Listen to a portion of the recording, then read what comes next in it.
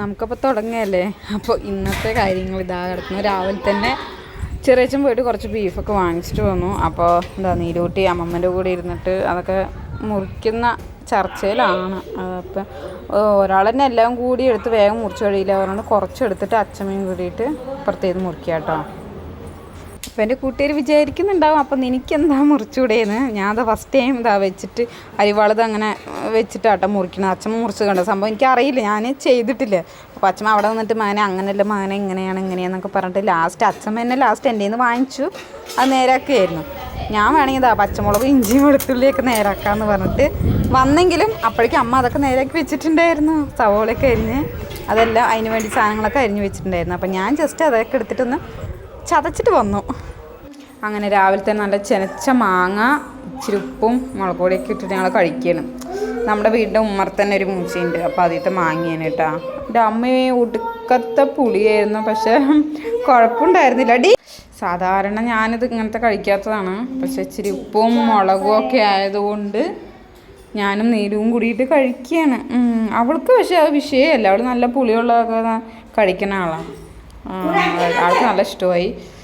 ഞാനും ഒട്ടും കുറച്ചില്ല, ഉപ്പും പുളിയൊക്കെ ആയതുകൊണ്ട് അങ്ങനെ കഴിച്ചു.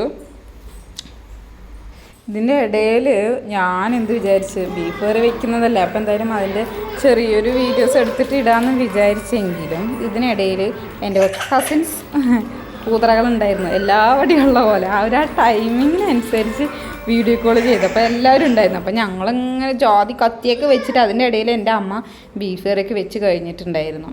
പിന്നെ എടുത്ത് തിന്നാനാണ് പറ്റിയുള്ളൂ.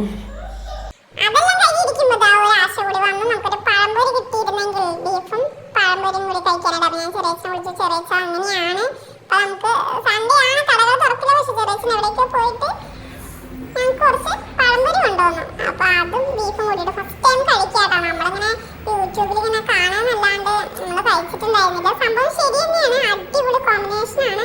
അപ്പോൾ കഴിക്കാത്തവരുണ്ടെങ്കിൽ ജസ്റ്റ് ഒന്ന് ട്രൈ ചെയ്ത് നോക്കിക്കോളൂ. ഒട്ടുമിക്ക പേർക്കും ഇഷ്ടപ്പെടും. എനിക്ക് ഇഷ്ടപ്പെട്ടു, നന്നായിട്ടുണ്ടായിരുന്നു കേട്ടോ. നല്ല പഴുത്ത പഴംപൊരിയൊക്കെ ആയിരുന്നു. അങ്ങനെ ഒട്ടും വൈകാതെ തന്നെ നമ്മൾ അടുത്ത ഘട്ടത്തിലേക്ക് ഇറങ്ങി. പായസമായിരുന്നു അടുത്തത്.